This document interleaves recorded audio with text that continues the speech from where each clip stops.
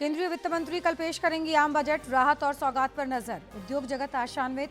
मंत्री सुदीव्य कुमार ने कहा, विकास के लिए केंद्र से सहयोग अपेक्षित। परिवहन मंत्री दीपक बिरुवा का सड़क सुरक्षा के लिए यातायात नियमों के अनुपालन पर जोर। गुमला पुरस्कृत नेता प्रतिपक्ष बाबूलाल मरांडी ने सरकार की कार्यशैली पर उठाए सवाल। खूंटी में 19 बोरा गांजा बरामद। गुमला में अफीम की खेती नष्ट। पलामू से 5 अपराधी गिरफ्तार। गुमला से 13 जुआरी पकड़ाए। प्रेशर हॉर्न के खिलाफ रांची में सख्ती। और रांची में सोहराय मिलन समारोह में दिखी समृद्ध संस्कृति की झलक। खास और आम हुए शामिल। प्रकृति की रक्षा और विरासत को बचाने का संकल्प।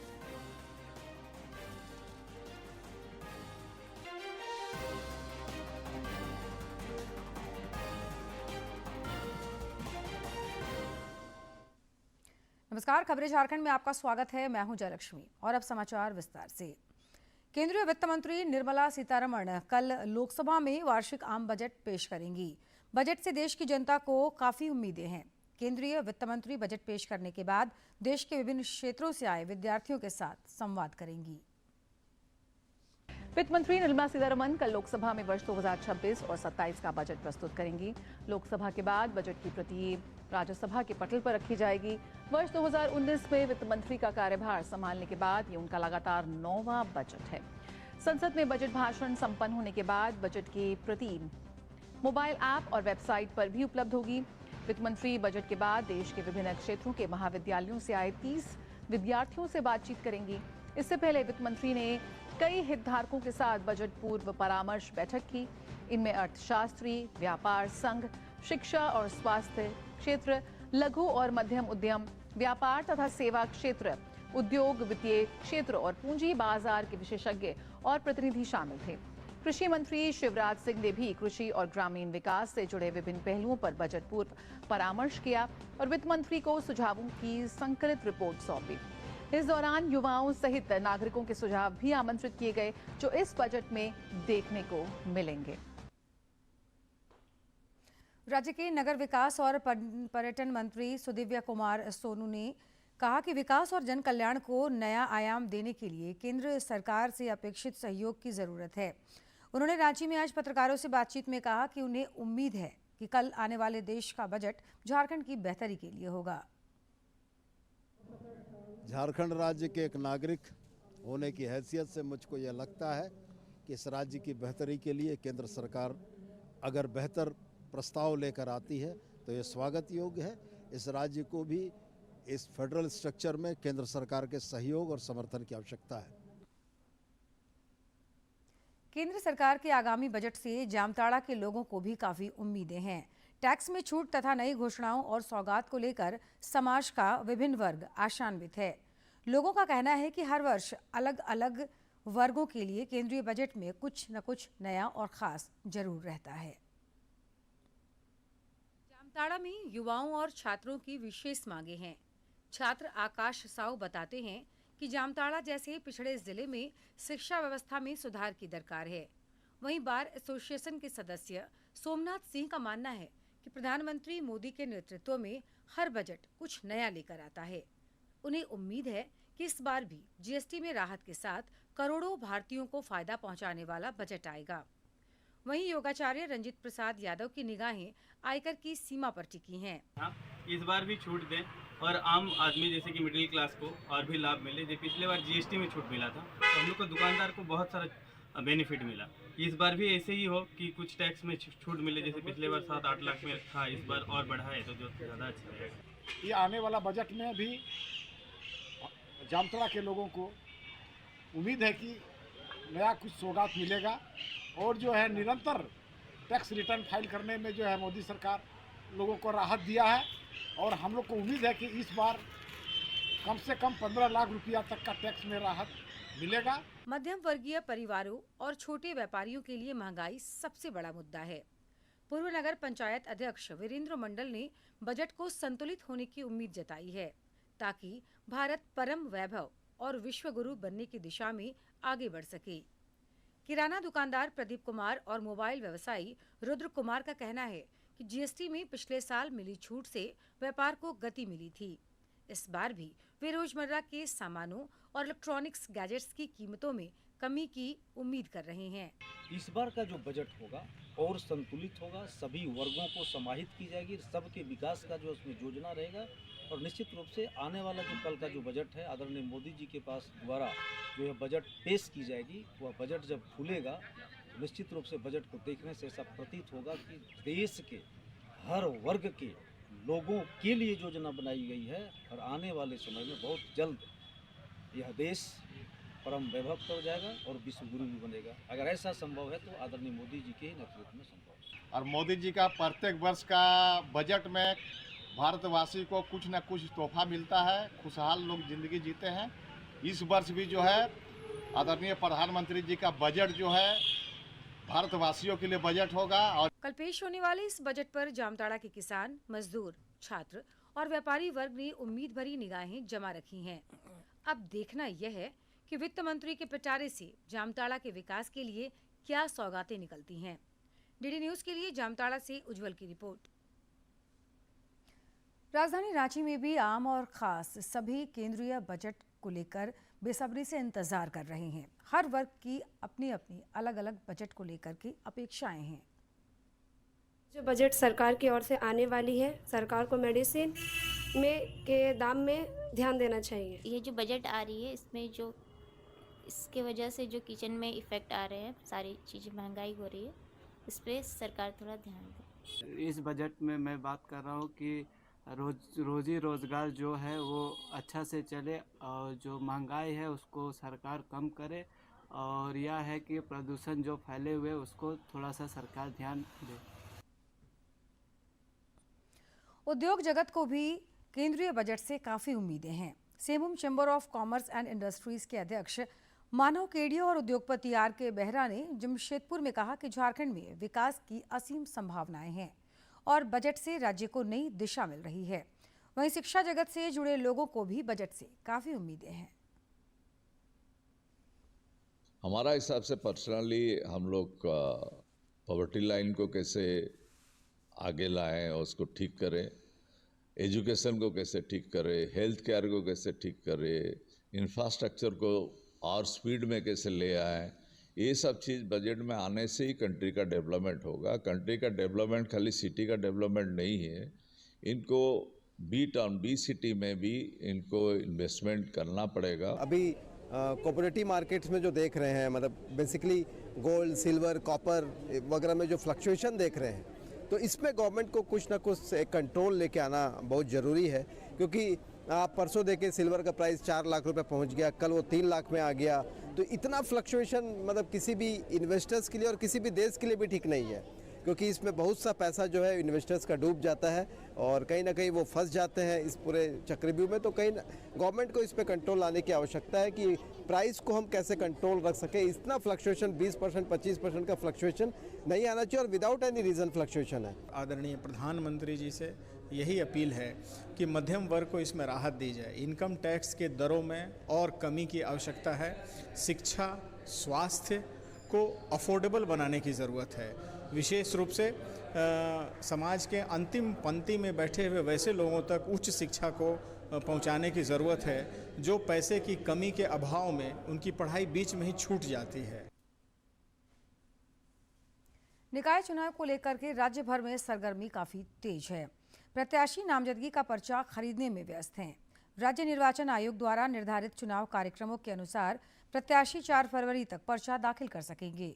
5 फरवरी को उम्मीदवारों द्वारा दाखिल पर्चों की जांच होगी, जबकि 6 फरवरी तक नाम वापस लिए जा सकेंगे और 7 फरवरी को चुनाव चिन्ह आवंटित किया जाएगा। निकाय चुनाव को लेकर 23 फरवरी को मतदान सवेरे 7 बजे से शाम 5 बजे तक बैलेट पेपर के माध्यम से होगा और 27 फरवरी को वोटों की गिनती होगी। परिवहन मंत्री दीपक बिरुवा ने सड़क सुरक्षा के लिए यातायात नियमों के अनुपालन पर जोर दिया है। उन्होंने सड़क सुरक्षा माह के मद्देनजर रांची में आयोजित सेमिनार में आज हिस्सा लिया। इस दौरान उन्होंने गुमला को सड़क सुरक्षा के क्षेत्र में इस माह चले विशेष अभियान में बेहतर प्रदर्शन के लिए राज्य स्तरीय पुरस्कार से नवाजा। हम आज यह शपथ लेते हैं कि एक जिम्मेदार सड़क उपयोगकर्ता की भूमिका निभाते हुए सभी यातायात नियमों का पालन करेंगे। सड़क पर बाईं ओर सावधानी पूर्वक चलेंगे।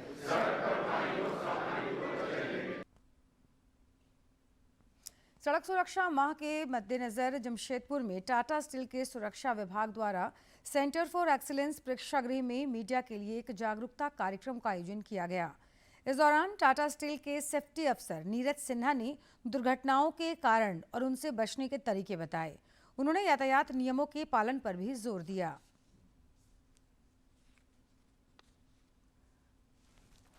भारत में लगभग 1.6 लाख लोगों की डेथ होती है रोड पे, और इसको हम लोग अपने दिनचर्या में नज़रअंदाज करते हैं। स्पेशली लोग हेलमेट नहीं पहनते हैं जब गाड़ी चलाते हैं, रैश ड्राइविंग करते हैं, हाई स्पीड गाड़ी चलाते हैं, कार अगर चला रहे हैं तो सीट बेल्ट नहीं चलाते हैं, और पीछे वाले व्यक्ति को भी सीट बेल्ट पहनना होता है, उनको वो भी सीट बेल्ट नहीं पहनते हैं।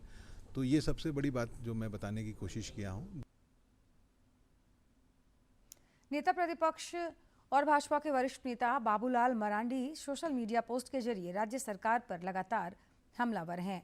उन्होंने आज एक पोस्ट में कहा कि सूचना मिली है कि प्रमोशन मिलने के बाद भी वर्षों तक पोस्टिंग नहीं देनी और फिर उनमें से 4 पुलिस अधिकारियों को सेवानिवृत्त से मात्र 24 घंटे पहले डीएसपी पद पर पोस्टिंग दे दी गई। यह व्यवस्था का मजाक नहीं तो और क्या है। श्री मरांडी ने कहा कि दूसरी ओर जेपीएससी के माध्यम से चयनित 7वीं और 10वीं बैच के 39 डीएसपी आज भी पदस्थापन की प्रतीक्षा में हैं।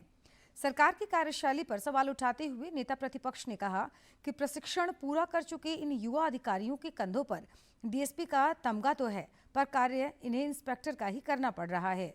सरकार पर प्रहार तेज करते हुए श्री मरांडी ने सत्ता शीर्ष पर बैठे लोगों से जानना चाहा कि झारखंड में डीएसपी बनने की योग्यता आखिर क्या है, और उससे भी अहम सवाल कि डीएसपी बनने के बाद पोस्टिंग मिलने का पैमाना क्या है। समाचारों का इस बार परीक्षा पे चर्चा का होगा एक नया रूप, कुछ नई जगहें और एक नया सफर, बच्चों तक पहुंचने का, उनकी कहानियों से जुड़ने का। ये हमने ऐसा अपने सपने में भी नहीं सोचा था कि नरेंद्र मोदी जी खुद हमसे मिलेंगे। यहाँ स्ट्रेस होगा कम और स्माइल्स होंगी ज्यादा। आपके लिए चाय तो मुझे चाय बनानी होगी। तो तैयार हो जाएं, आ रहा है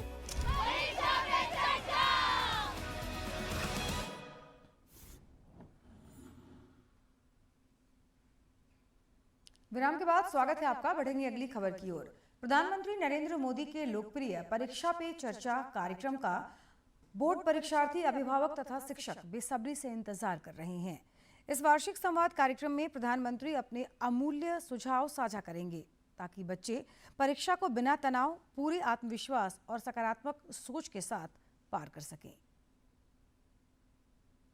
मैं तो माँ बाप को जरूर कहूँगा, 10वीं 12वीं का टेंशन मत बनाइए, घर में कर्फ्यू मत लगाइए, हंसी खुशी के माहौल में पढ़ते रहिए। परीक्षा हो और नो परीक्षा, घर का वातावरण खुशहाल रखने का प्रयास करें। अच्छा टीचर कौन होता है? टीचर का प्रयास रहना चाहिए कि स्टूडेंट की ये स्पीड है, स्टूडेंट को लेवल पे आकर के अगर बात करता है, और फिर आपको पढ़ाई के जो विषय रखने हैं रखो, तो आप स्टूडेंट को हमेशा सफल पाओगे।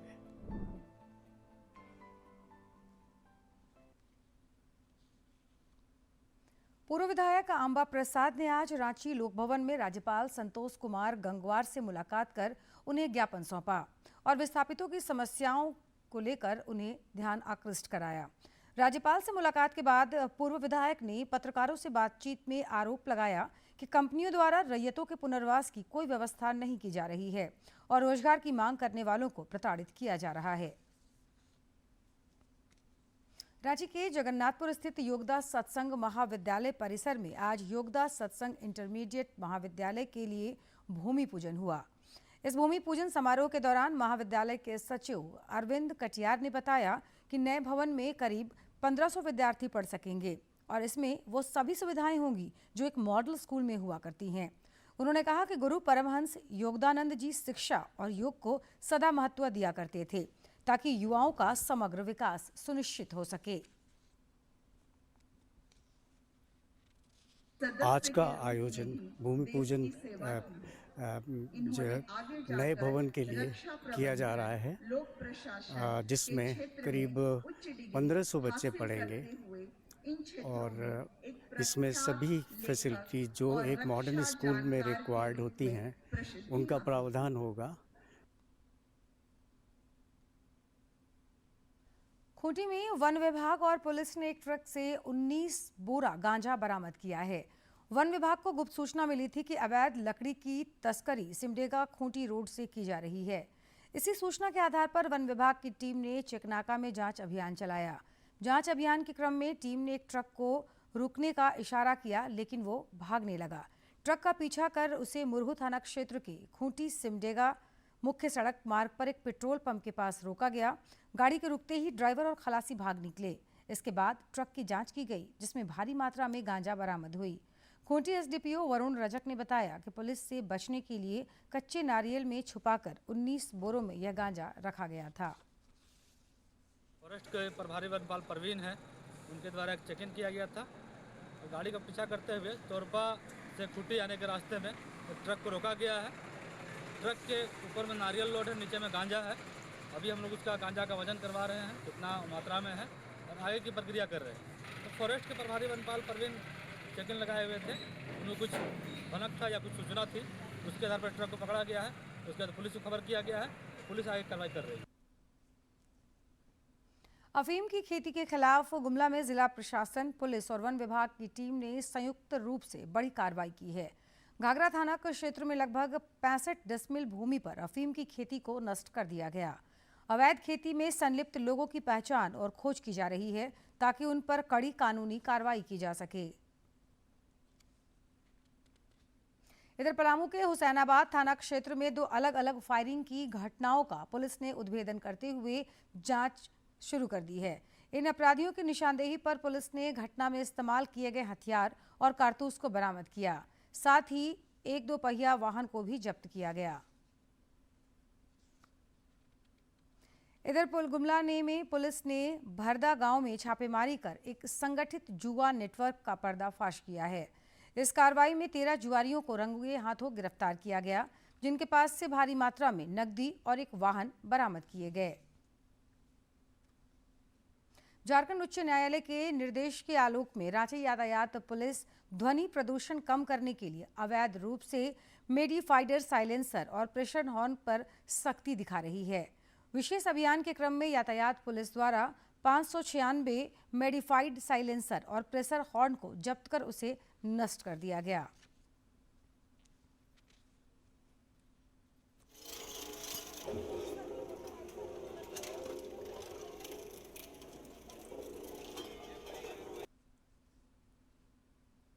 जमशेदपुर के मानगो थाना क्षेत्र में शॉर्ट सर्किट की वजह से आग लग गई। आग इतनी तेजी से फैल गई कि घर में रखा सारा सामान जलकर पूरी तरह राख हो गया। गनीमत ये रही कि आग लगने के वक्त मकान में कोई भी लोग मौजूद नहीं थे, जिससे किसी प्रकार की मानहानि का नुकसान नहीं हुआ। घटना की जानकारी मिलते ही स्थानीय लोग मौके पर पहुंचे और हालात की गंभीरता को देखते हुए घर का ताला तोड़कर आग बुझाने का प्रयास शुरू कर दिया। इसी बीच दमकल विभाग को सूचना दी गई, जिसके बाद फायर ब्रिगेड की गाड़ी मौके पर पहुंची और आग पर काबू पाया गया।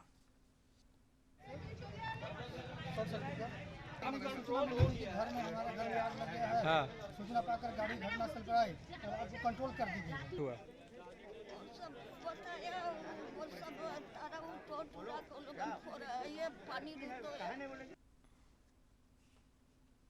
झारखंड की माटी और संस्कृति की झलक आज राजधानी रांची के स्वर्ण जयंती दीक्षांत मंडप में बिखरी नजर आई।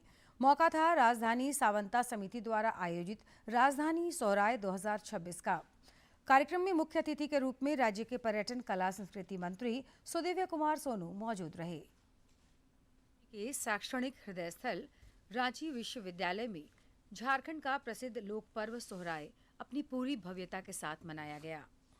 राजधानी सावंता समिति द्वारा आयोजित इस कार्यक्रम में संथाली संस्कृति की जीवंत झलक देखने को मिली। इस दौरान पूरा दीक्षांत मंडप मांदर की गूंज और सोहराय के गीतों से गूंजेमान रहा।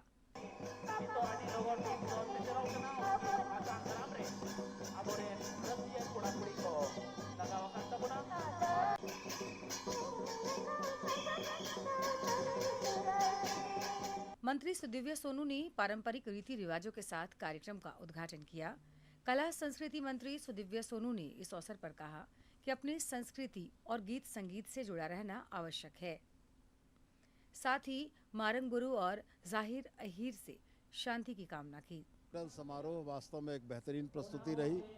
अपनी संस्कृति से, अपने धार्मिक कर्तव्यों से, अपने गीत संगीत से जुड़ा रहना बहुत महत्वपूर्ण है और हमारे जिन साथियों की प्रेरणा से यह बेहतरीन कार्यक्रम आयोजित हुआ है, मैं इस कार्यक्रम की सफलता की शुभकामना करता हूं और ईश्वर से यह प्रार्थना करता हूं कि मारंग गुरु और जाहिर आय की निश्चित रूप से हम लोगों पर कृपा बनी रहे। कार्यक्रम में भाग लेने आए युवाओं में खासा उत्साह देखा गया। सामूहिक सोहराय नृत्य ने यहां एकता और भाईचारे का अनूठा संदेश दिया।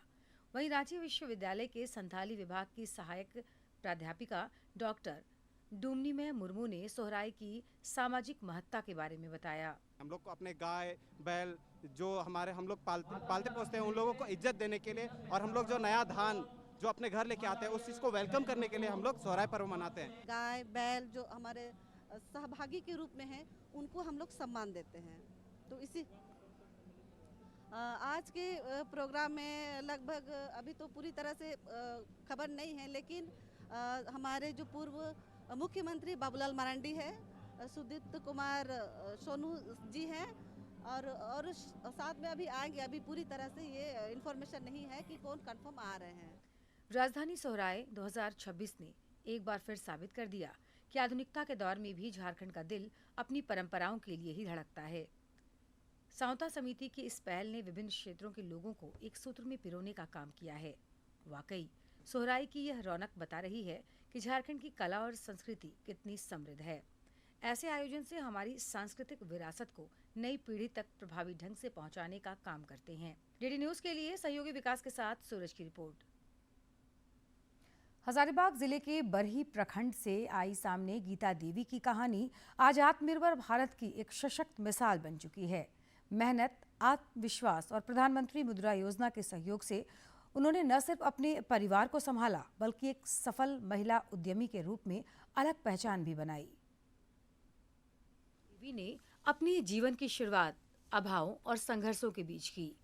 परिवार की जिम्मेदारी और बच्चों की पढ़ाई का बोझ उनके कंधों पर था। ऐसे समय में उन्होंने JSLPS की सखी समूह से जुड़कर अपने जीवन को नई दिशा दी। बैंक सखी के मार्गदर्शन में उन्हें प्रधानमंत्री मुद्रा योजना की जानकारी मिली, जिसने उनके सपनों को पंख देने का काम किया। का तो पहले तो छोटा सा दुकान था ना केक का, तो बैंक में अच्छा से लेन देन कर रही थी, तो हमको लगा उनका दुकान गए तो कि ये दीदी चला सकती, इसको पैसा देंगे तो लोन दुकान बढ़ा सकती है। तो हम लोग को लगा, तो फिर हम लोग बात किए। वो दीदी तो पहले भी बोल रही थी कि दीदी हम लोग का लोन चाहिए तो मुद्रा लोन करवा दीजिए। तो मुद्रा लोन करवाए हैं 3 लाख का, तो अभी अच्छा चला रही है, दुकान भी अच्छा चल रहा है, अभी दीदी बना रही केक खुद। मुद्रा लोन मिलने से पहले गीता देवी की आमदनी बेहद सीमित थी, लेकिन 3 लाख रुपए का ऋण मिलने के बाद उन्होंने बड़े स्तर पर केक बनाने की व्यवस्था शुरू की। उनको बताएं तो वो दीदी बोली कि हाँ मिलता है, दिलवा देंगे। तो दीदी करवाई लोन, हमको तो दिक्कत नहीं हुआ किसी तरह का, और मुद्रा लोन मिल गया। मुद्रा लोन मिलने से पहले गीता देवी की आमदनी बेहद सीमित थी, लेकिन 3 लाख रुपए का ऋण मिलने के बाद उन्होंने बड़े स्तर पर केक बनाने का व्यवसाय शुरू किया। मेहनत और लगन से उनका कारोबार तेजी से आगे बढ़ा। आज उनकी दुकान न सिर्फ परिवार की आय का मजबूत जरिया है, बल्कि स्थानीय लोगों के लिए प्रेरणा भी बन चुकी है। बिजनेस में ही ज़्यादा इंटरेस्ट था मुझे, तो और मुझे घर भी देखना होता है, तो बाहर रहना सही नहीं लगा, तो घर पे ही बिजनेस कर लिया। पहले छोटा बिजनेस था, ज़्यादा सेल नहीं होता था, पैसे की वजह से दिक्कत होता था। अब जब मुद्रा लोन मुझे मिला है तो मैं दुकान में सारा और भी माल लाया हूँ, दुकान को पूरा तरीके से भरा हूँ, ताकि और भी कस्टमर अभी आ रहे हैं और दुकान पहले से बेहतर चल रहा है। आज गीता देवी का बेटा सूरज MBA की पढ़ाई पूरी कर मां के साथ कंधे से कंधा मिलाकर केक की दुकान संभाल रहा है। गीता देवी प्रधानमंत्री मुद्रा योजना के लिए आभार व्यक्त करती हैं। उनकी कहानी यह साबित करती है कि सही अवसर, सरकारी सहयोग और मजबूत इरादों से हर संघर्ष को सफलता में बदला जा सकता है। डीडी न्यूज के लिए हजारीबाग से नितेश कुमार की रिपोर्ट। रांची का लोक भवन स्थित उद्यान एक बार फिर आम लोगों के लिए खुलने जा रहा है। लोक भवन की ओर से बताया गया कि यह उद्यान लोगों के भ्रमण और परिदर्शन के लिए 2 फरवरी से 8 फरवरी तक सवेरे 10 बजे से दोपहर 3 बजे तक खुला रहेगा। आगंतुक गेट नंबर 2 से जांच के बाद दोपहर 1 बजे तक उद्यान में प्रवेश कर सकेंगे। खास बात यह रहेगी कि आगंतुक प्रवेश के उपरांत अधिकतम 30 मिनट तक ही उद्योग में रह सकेंगे। घूमने वालों को अपने साथ पहचान पत्र भी रखना होगा। बात कर लेते हैं मौसम की। राज्य में सर्द हवाओं की वजह से एक बार फिर ठंड में थोड़ी वृद्धि हुई है। कई जिलों में पिछले 24 घंटे के दौरान न्यूनतम तापमान में कमी देखी गई। रांची के नजदीक कांके में न्यूनतम तापमान 7.4 डिग्री सेल्सियस रिकॉर्ड किया गया। पलामू में न्यूनतम तापमान 8.8 डिग्री सेल्सियस रहा। लोहरदगा, पाकुड़, लातेहार जैसे जिलों में भी ठंड का सितम बरकरार है। मौसम विज्ञान केंद्र ने बताया कि 24 घंटे के बाद न्यूनतम तापमान में एक बार फिर 3 से 4 डिग्री सेल्सियस तक की वृद्धि हो सकती है। 6 फरवरी तक कुछ इलाकों में कुहासे का पूर्वानुमान है। रांची में राष्ट्रीय स्कूली हॉकी प्रतियोगिता का आज समापन हो गया। बालक और बालिका दोनों ही वर्गों में मेजबान झारखंड की टीम चैंपियन बनी। बालिका वर्ग में झारखंड ने ओडिशा को मात दी, जबकि बालक वर्ग में मेजबान टीम झारखंड ने हरियाणा की टीम को हराकर प्रथम स्थान हासिल किया। समापन समारोह के दौरान विजेता पुरस्कृत हुए। हॉकी इंडिया के महासचिव भोलानाथ सिंह समेत अन्य अतिथियों ने खिलाड़ियों का हौसला बढ़ाया।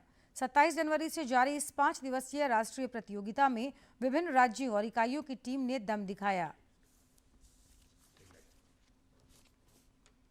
और खबरों के अंत में एक नजर मुख्य समाचार पर।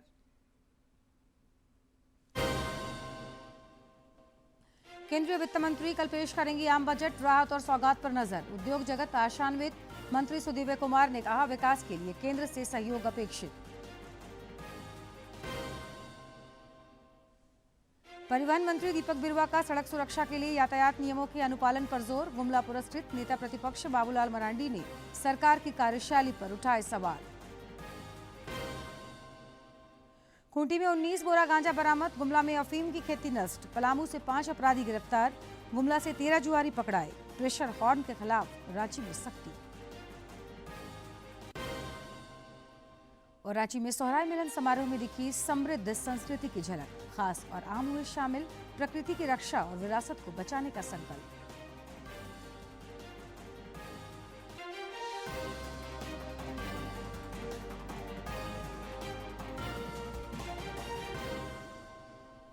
युवाओं को आश्वस्त कराना चाहता हूं कि भारत सरकार की जो भी योजनाएं हैं उनसे आप जुड़े और अपनी कौशल और कला के माध्यम से व्यापार को बढ़ावा देते हुए आने वाले समय में पलामू में एक पॉजिटिव वातावरण बने, पलामू मैन्युफैक्चरिंग का हब बने, व्यापार का हब बने।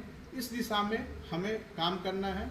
मैं आपसे पुनः विशेष अपील करता हूं यहाँ पलामू के युवाओं को कि आप भारत सरकार की योजनाओं से जुड़े और उसका लाभ उठाएं। विकसित भारत 2047 के संकल्प को पूरा करने की दिशा में राजधानी रांची में झारखंड कौशल उत्कर्ष 2026 का आयोजन किया गया।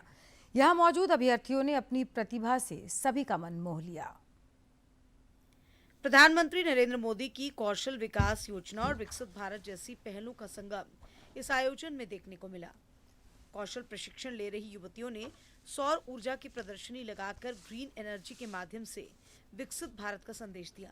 वहीं यूएनडीपी के सदस्य राजीव खरे ने बताया कि कौशल भारत योजना से युवा सशक्त हो रहे हैं। जो स्किल बच्चों ने अर्जित किया है उसको ये इंडस्ट्री के सामने एक नेशनल प्लेटफॉर्म पे आके डिमॉन्स्ट्रेट करें। जो बच्चे झारखंड स्किल कंपटीशन जीत के रीजनल लेवल जीतते हैं, जो नेशनल जाते हैं, बिल्कुल स्वाभाविक है कि बड़ी बड़ी इंडस्ट्रीज़ की उनके ऊपर निगाह रहेगी और उनको एम्प्लॉयमेंट के अवसर ज़्यादा मिलेंगे। अच्छा विकसित भारत चाहिए, स्वतंत्र भारत रहेगा तो ही आगे ना देश बढ़ेगी। अगर स्वतंत्र नहीं रहेगा, हेल्दी नहीं रहेगा तो फिर कैसे होगा। इसके वजह से थर्मल को कन्वर्ट किया जा रहा है सोलर्स में, और ये ज़्यादा इको फ्रेंडली है और ज़्यादा लो कॉस्टिंग है, एयर पॉल्यूशन भी इसमें कम है, तो वो ज़्यादा बेटर रहेगा और उसमें स्टोरेज कैपेसिटी है, लॉन्ग लास्टिंग है। वहीं देश की सुरक्षा को और मजबूत करने को लेकर समर्पित प्रशिक्षुओं ने ड्रोन बनाने का कौशल सीखकर भारत को रक्षा के क्षेत्र में और अधिक सशक्त करने की बात कही। वहीं प्रशिक्षक ने सरकार की इस पहल की जमकर सराहना की। यहाँ पर आपको ड्रोन की मॉनिटरिंग और मेंटेनेंस को सिखाया जाता है। और फिर जैसे कि आप सब जानते हैं कि जो ड्रोन का जो डिपार्टमेंट है, जो काम है, ये ड्रोन अभी इंडिया में न्यू आया हुआ है। तो आने वाले समय में इसे काफ़ी ज़्यादा यूज़ होने वाला है, कई सारे फील्ड में यूज़ होने वाला है। वीडियोग्राफी, फोटोग्राफी, डिलीवरी में, इमरजेंसी डिलीवरी जब मेडिकल का करना हो तो उसमें आपको ट्रैफिक का जाम देखने को नहीं मिलेगा। ऐसी भी लड़कियों को हम लोगों ने प्लेसमेंट पे भेजा है जो कभी ट्रेन में नहीं बैठे, आज वो फ्लाइट में बैठकर वापस आते हैं। घर वालों को हम लोग गांव में जब जाके उनको रिकॉग्नाइज़ करते हैं तो उनके माँ बाप भी खुशी से, मतलब उनकी आंसू निकल आते कि हमारे बच्चे कहाँ से कहाँ पहुँच गए। तो मैं ऑल थैंक्स कहूँगी स्किल इंडिया प्रोजेक्ट को, जो ये मिशन को कंप्लीट कर पा रहा है। विकसित भारत की संकल्पना को साकार करने के लिए प्रशिक्षण ले रहे अभ्यर्थी पूरी तरीके से तैयार हैं और इस दिशा में पूरी निष्ठा से कार्य करने के लिए समर्पित हैं। डीडी न्यूज के लिए रांची से सहयोगी सौरभ कुमार के साथ रविकांत कुमार की रिपोर्ट। आय से अधिक संपत्ति मामले में निलंबित आईएएस अधिकारी विनय कुमार चौबे पर एसीबी का शिकंजा लगातार कसता जा रहा है। एसीबी उन्हें 4 दिन के रिमांड पर लेकर पूछताछ कर रही है। श्री चौबे के अलावा उनके दोनों सीए से भी एसीबी लगातार पूछताछ कर रही है। एसीबी ने पहले दिन विनय चौबे से आय, संपत्ति, निवेश और विदेश यात्रा से संबंधित सवाल किए, जिसमें वे उलझते दिखे और अधिकतर सवालों पर उन्होंने चुप्पी साध ली। गौरतलब है कि एसीबी ने आय से अधिक संपत्ति मामले में विनय चौबे के कई करीबियों पर भी शिकंजा कसा है। बाबा राइस मिल ग्रुप और इससे जुड़े लोगों के ठिकानों पर आयकर विभाग की छापेमारी में करोड़ों रुपए कैश और ज्वेलरी मिले हैं। आयकर विभाग ने ग्रुप से जुड़े 42 ठिकानों पर छापेमारी कर कार्रवाई की। इस क्रम में नकदी और जेवरात के अलावा प्रॉपर्टी के भी कई कागजात जब्त हुए हैं। आयकर विभाग को कई ऐसी फैक्ट्रियों और गोदामों की भी जानकारी मिली जिनका आयकर रिटर्न में जिक्र नहीं है। टैक्स चोरी के इस बड़े खेल का आयकर विभाग पता लगाने की कोशिश कर रहा है। जमशेदपुर के बिष्टुपुर गोपाल मैदान में कल से राज्य स्तरीय बंगिया उत्सव शुरू हो रहा है। बंगिया उत्सव समिति के अध्यक्ष योग गुरु अंशु सरकार और कार्यकारी अध्यक्ष अपर्णा गुहा ने बताया कि इस उत्सव में झारखंड के विभिन्न जिलों से कलाकार, साहित्यकार और संस्कृति प्रेमी शामिल होंगे। यह उत्सव बांग्ला भाषा, लोक कला और सांस्कृतिक विरासत को एक सशक्त मंच प्रदान करेगा। कार्यक्रम में सरकार योगा अकादमी की टीम द्वारा विशेष योग प्रदर्शन किया जाएगा। हम लोग ये पहला बंगिया उत्सव 2025 बहुत धूमधाम से मनाए थे, लेकिन इस बार उससे भी और उद्यमी से पूरा जोश होशों के साथ पूरा हम लोग इस बार ये प्रोग्राम करने जा रहे हैं। 1 फरवरी 2026 एट गोपाल मैदान, जिसे पुराना में रेल ग्राउंड का नाम से जाना जाता था। जहाँ तक दूर तक संवाद माध्यम के माध्यम से आवाज़ पहुँच रही है, मैं सभी झारखंड वासी से विनम्र निवेदन करूँगा, इस बंगाली का ये महापर्व में आप सभी आए। बांग्ला संस्कृति में इसमें देखिए हमारे जैसे आप जमशेदपुर, हमारे चाईबासा से, सरायकेला खरसुआ से, हमारे घाटशिला से, सभी जगह से, धनबाद से, बहुत जगह से लोग भी आ रहे हैं। ऐसे भी लोग आ रहे हैं जो कि हमारे इसमें नृत्य प्रस्तुत करेंगे, इसमें गाना प्रस्तुति करेंगे। उसमें जो कितना साहित्य का कितना कुछ कला है, उस कला उस मंच में जो दिखेगा ये। और ज़्यादातर इस बार बांग्ला समाज में जो हमारे जो फूड स्टॉल बैठते हैं उसमें भी एक से एक बढ़ के उसमें व्यंजन भी बनेगा। रांची का लोक भवन स्थित उद्यान एक बार फिर आम लोगों के लिए खोला जा रहा है। यह 2 फरवरी तक 8 फरवरी तक चलेगा, जिसमें सभी लोग फूल को देख सकेंगे और उससे मोहित हो सकेंगे।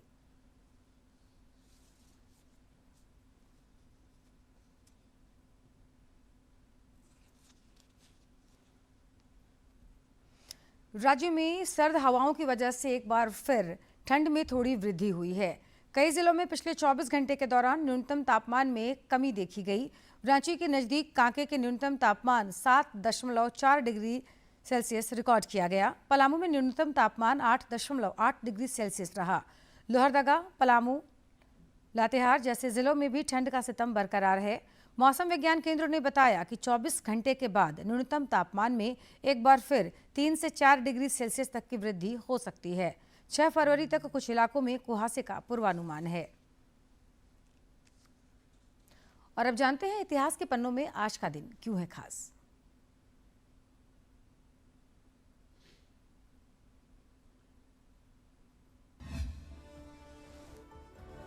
ये कहानी है भारत के सर्वोच्च सैन्य अलंकरण परमवीर चक्र से सम्मानित पहले भारतीय मेजर सोमनाथ शर्मा की।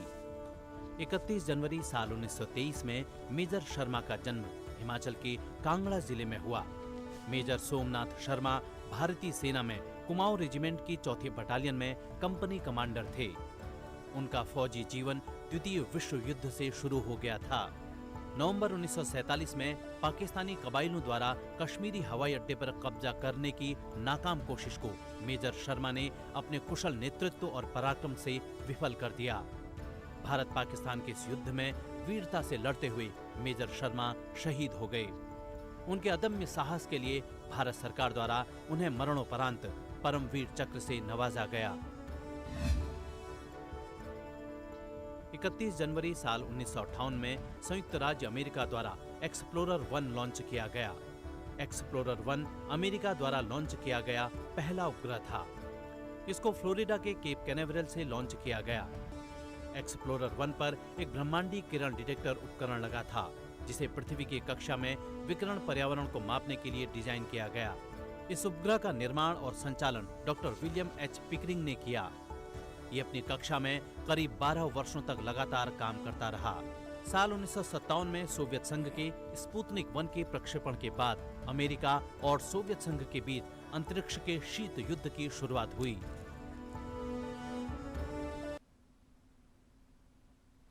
और अब बात करेंगे खेल की। भारत और न्यूजीलैंड के बीच सीरीज का आज 5वां मैच खेला जाना है। शाम 7 बजे से तिरुवनंतपुरम में खेला जाएगा।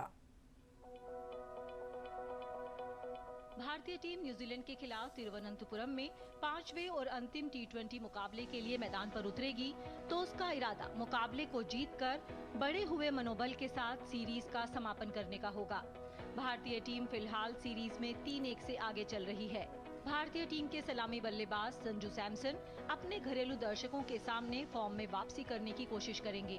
सैमसन का बल्ला अब तक सीरीज के किसी भी मुकाबले में नहीं चला है। 5वें मुकाबले में भारतीय टीम में कुछ परिवर्तन भी देखने को मिल सकते हैं। गेंदबाजी विभाग में फेरबदल की संभावना नजर आ रही है। पिछले 2 मैच में आराम देने के बाद मिस्ट्री स्पिनर वरुण चक्रवर्ती को एक बार फिर मौका दिया जा सकता है। बल्लेबाजी में ज्यादा बदलाव की उम्मीद नहीं है। चौथे T20 में नहीं खेलने वाले ईशान किशन की फिर से वापसी हो सकती है। उन्होंने इस सीरीज में शानदार प्रदर्शन किया है। ऑलराउंडर अक्षर पटेल भी नागपुर में खेले गए पहले T20 में उंगली में चोट लगने के बाद से नहीं खेले हैं। उनकी भी टीम में वापसी हो सकती है। भारत T20 विश्व कप में अपना पहला मैच 7 फरवरी को मुंबई में खेलेगा और वो उससे पहले जीत हासिल करना चाहेगा।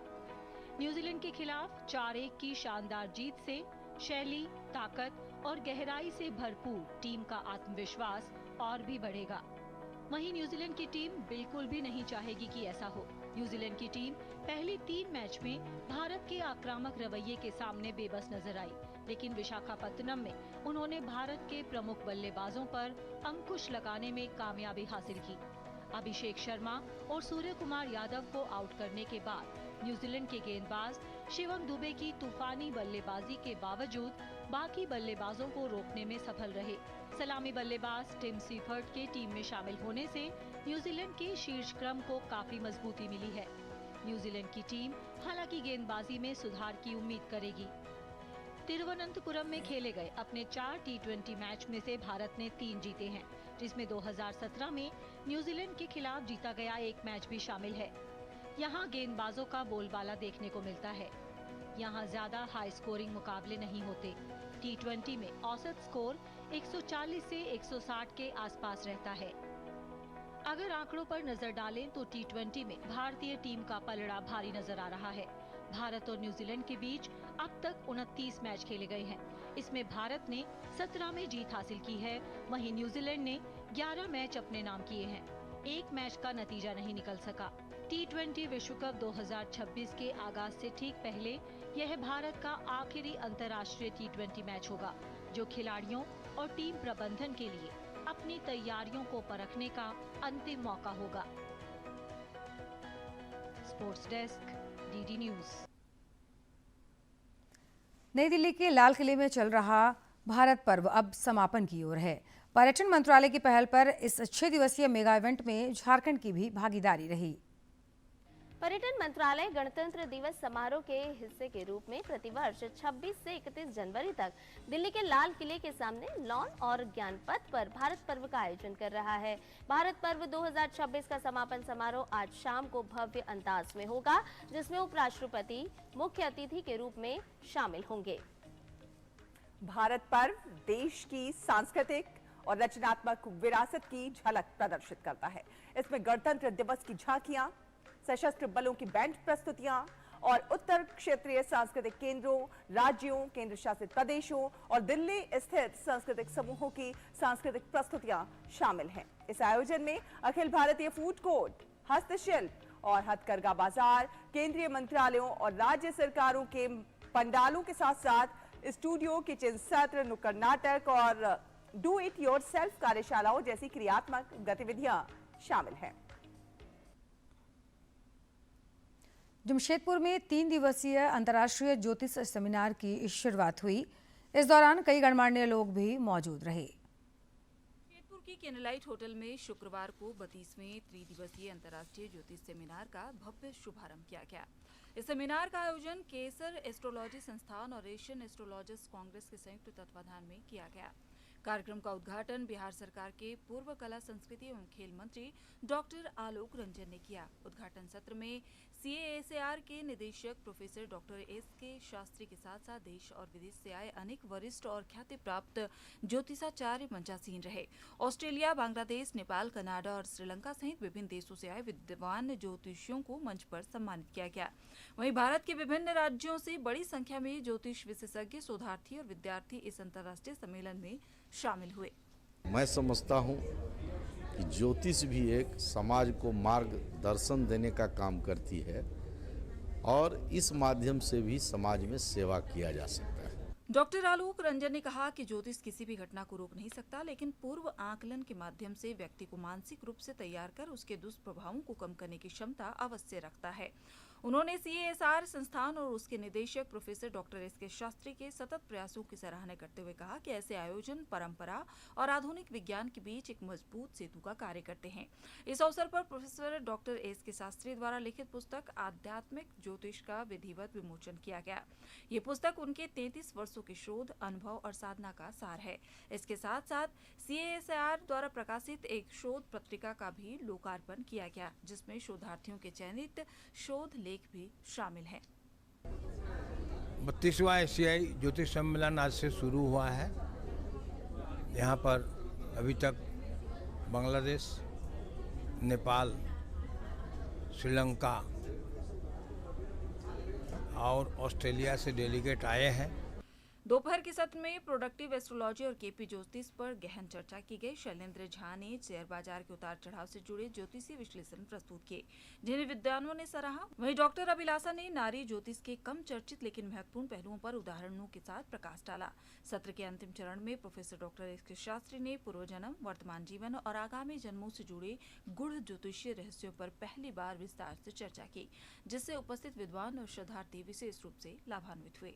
आज भी देखिए पेपर में सबसे पहले लोग पेपर खोल के पढ़ते तो सबसे पहले राशि देखते हैं अपना, आज भी क्या आज राशि में क्या निकला, तब उसके बाद कोई समाचार पढ़ता है, चाहे वो घर की जितनी महिला आ रही है, आज राजेश का देखे या किसी का देखे, तो ज्योतिष पे तो बहुत विश्वास लोग को बढ़ा है। 3 दिन तक चलने वाला ये अंतर्राष्ट्रीय सम्मेलन ज्योतिष, हस्तरेखा, अंकशास्त्र, वास्तु और ज्योतिषीय उपायों पर गंभीर, उपयोगी और सार्थक विमर्श का एक सशक्त मंच बनकर उभर रहा है। DD न्यूज के लिए जमशेदपुर से राजेश कुमार लालदास की रिपोर्ट। राजस्थान के जैसलमेर में विश्व प्रसिद्ध मरु महोत्सव का आयोजन हो रहा है।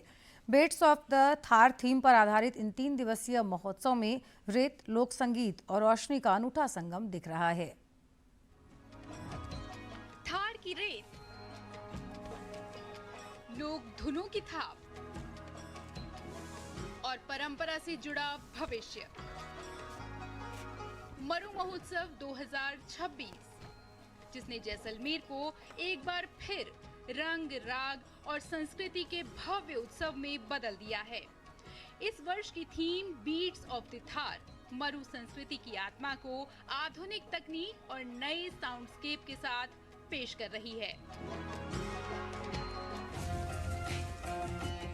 महोत्सव का शुभारंभ जैसलमेर के ऐतिहासिक लक्ष्मीनाथ मंदिर में विधिवत पूजा अर्चना के बाद हुआ। गड़ीसर सरोवर से निकली रंगारंग शोभा यात्रा ने पूरे शहर को उत्सव में बना दिया। लोक कलाकारों के नृत्य, सजे धजे ऊंट, पारंपरिक वेशभूषा और पुष्प वर्षा के बीच मरु संस्कृति का जीवंत दृश्य सामने आया।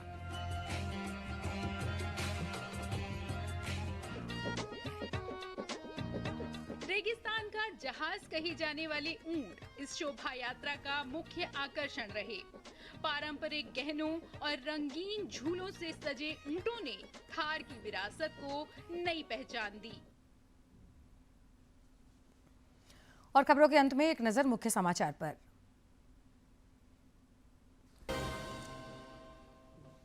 प्रधानमंत्री ने रामसर नेटवर्क में भारत के 2 नए वेटलैंड का नाम जुड़ने पर जताया हर्ष। कहा यह बायोडायवर्सिटी को बचाने के प्रति सरकार की प्रतिबद्धता का प्रमाण। भाजपा कोर कमेटी की बैठक में सांगठनिक मुद्दों के साथ निकाय चुनाव पर विमर्श, उम्मीदवारों पर चर्चा। अन्य पार्टियां भी निकाय चुनाव को लेकर रेस।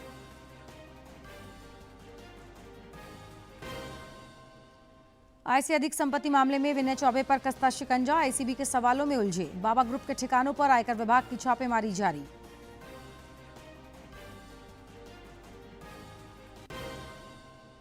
और राज्य में मौसम का उतार चढ़ाव, सर्द हवाओं ने फिर लुढ़काया पारा। आने वाले दिनों में ठंड से थोड़ी राहत की उम्मीद।